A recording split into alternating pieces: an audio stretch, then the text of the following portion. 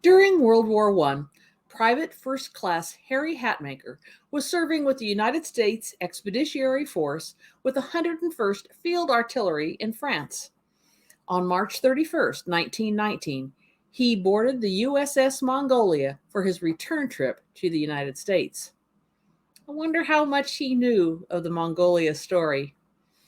Join us at the Junction as we explore the stories of Harry Hatmaker and the USS Mongolia.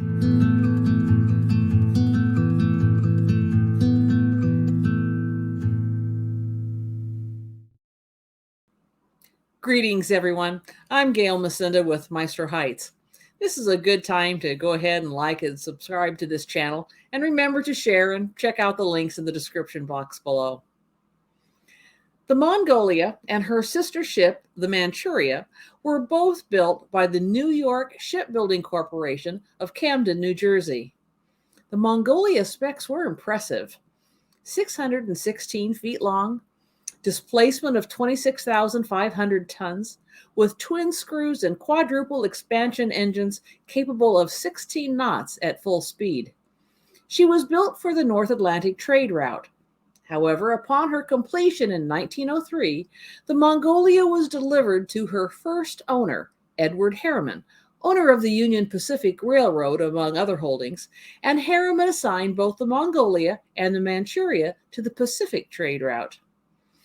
Due to changes in ownership and changes in the law, the Mongolia arrived in San Francisco for the last time in October of 1915, and the next month headed to New York, going around Cape Horn. World War I was taking its toll on the Allies, and they were in great need of supplies. The Mongolia was painted in pre-war neutrality colors with the words American SS Mongolia and 2 American flags painted along the sides of her hull. The Mongolia made 9 transatlantic crossings between January 1916 and March of 1917. Tensions between the United States and Germany escalated when the Imperial German government began a submarine blockade. United States President Woodrow Wilson called for a special session of Congress to arm the American merchant ships that would be sailing in the Atlantic war zone. Within days, the United States entered the war, and the arming of the ships began. The Mongolia became a U.S. Army transport ship operating between New York and London. She was armed with a 6-inch 40 caliber gun, and her gun crew reported on board on March 17, 1917. The gun crew nicknamed the aft gun Teddy in honor of Theodore Roosevelt. The Mongolia became the first American vessel to sail for a British port after the Imperial German government issued its submarine warning. She completed this first trip to England and back, a distance of 7,006 miles, in just 28 days. During this first trip, just 15 days after departing the United States, on April 19, 1917, the Mongolia encountered a German submarine in the English Channel. The gun, called Teddy, fired at the sub, making it the first American shot fired on the high seas after the declaration of war. Captain Rice telegraphed news of his safe arrival back to New York, but at that time did not mention anything about sinking a submarine. The next morning, however, the United Press Association carried the story of the Mongolia seeking a U-boat. After that, Captain Rice told his story to the press. Captain Emery Rice said that they first sighted the submarine at 5:22 in the morning of April 19th. They were nearing shallow water just 20 miles from the Dover Strait and had just taken a sounding when the first mate cried out, "There's a submarine off the port bow." The submarine was very close and quickly submerged. The crew saw the periscope go down in a swirl of water. Rice ordered the Mongolia to swing the nose of the ship toward the spot where the submarine had been. About 2 minutes later, the U-boat emerged again. The order was given and the big gun was fired. The first shot missed. They quickly reloaded and fired again. This time, they hit the conning tower and saw the periscope shatter and the submarine slip beneath the sea. The entire event only lasted a few minutes, and America had just inflicted its first shot on the high seas of World War I. Captain Rice spoke highly of the cool manner of the gun crew commander and the gunners. He concluded his statement by telling how the gunners had given names to the guns aboard the Mongolia, and the one used against the submarine was the Teddy, thereby suggesting that Teddy, as in Roosevelt, fired the first gun of the war after all. Roosevelt was from Massachusetts, and firing of the Teddy occurred on the anniversary of the date of the Battle of Lexington, which had begun the Revolutionary War in Massachusetts in 1775. Later that month, Captain Rice and Lieutenant Bruce Ware, Jr., who commanded the gun crew, were guests of the American Luncheon Club in London. They received a tremendous ovation. The crew of the Mongolia were the guests of a club at a theater that evening. A month after the initial encounter with the German submarine, the Mongolia was assigned 2 additional 6-inch guns. When the United States entered World War I, there were already many Army nurses on active and reserve duty. In May of 1917, Army medical personnel sailed on 5 transport ships for service in France. Over 260 doctors, nurses, and other medical staff were aboard the Mongolia. They were all volunteers who had been recruited primarily from Northwestern University and the University of Chicago. On May 20th, 1917, when the Mongolia was about 250 miles out from New York, the Mongolia's Naval Armed Guard held target practice with the deck guns. Since most of the passengers had never seen a gun like this fired before, they gathered on deck to watch. The forward gun fired 2 rounds. Then it was time for the aft gun, the Teddy, to fire.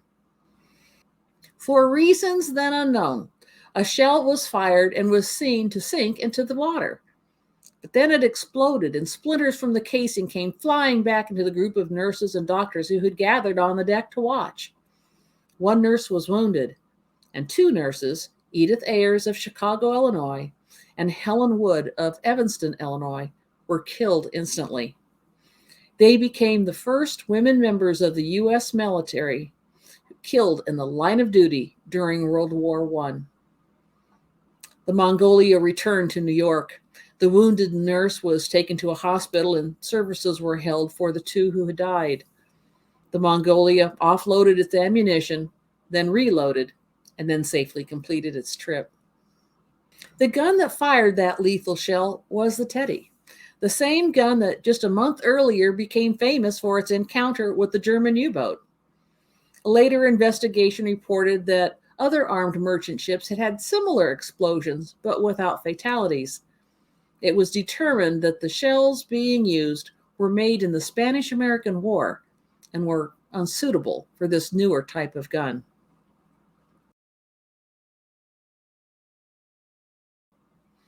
On the very next trip from New York to London, the Mongolia encountered another German U-boat.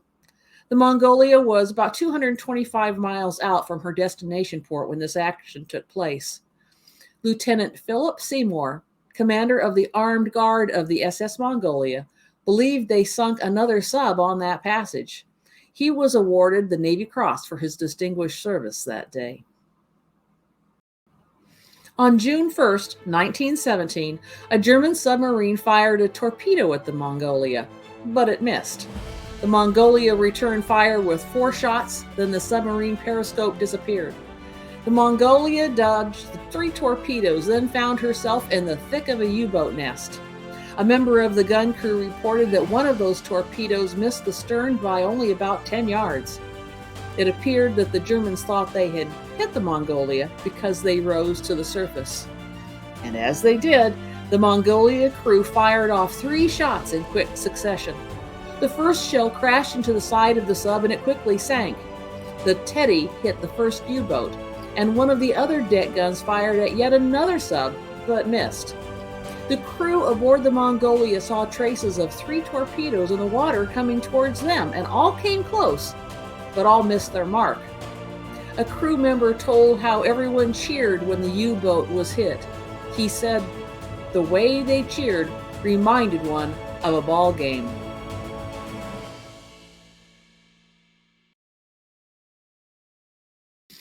In March of 1918, the Mongolia was used by the United States Army to carry supplies.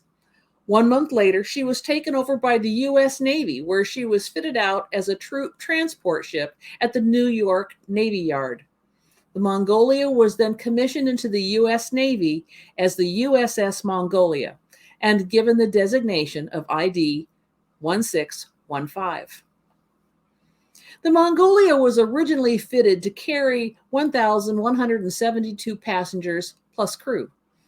But as a troop transport USS Mongolia, she carried 4,800 troops and a crew of 130. It wasn't long before the Mongolia had her first full load of troops and began her first trip as a troop transport as part of a convoy with 7 other ships and 2 cruiser escorts.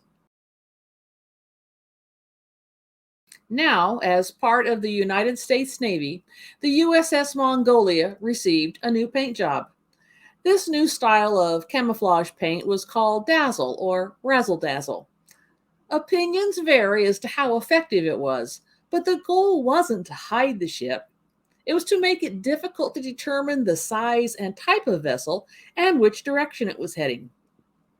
During the July passage, twice the USS Mongolia encountered U-boats, and twice her escorting destroyers opened fire, and twice the USS Mongolia continued on.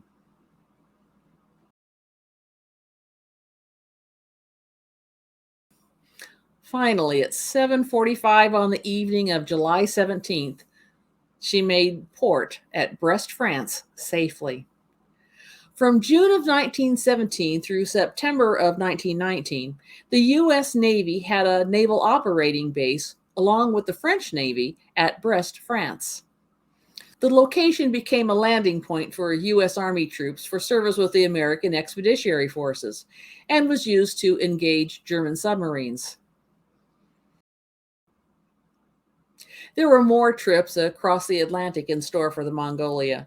During her time as a troop transport, she carried over 33,000 passengers across the Atlantic Ocean. Here's a view of the troops aboard the Mongolia. Take note of the many wooden crates. They were a box type of life raft that could be thrown overboard and lashed together for the men to climb on. The Mongolia made a total of 13 voyages as troop transport across the Atlantic, carrying thousands of troops to and from battle.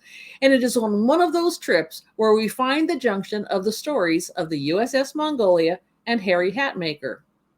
It was on March 31st of 1919 that one of the men who left France aboard the Mongolia to come home to the United States was Harry Hatmaker.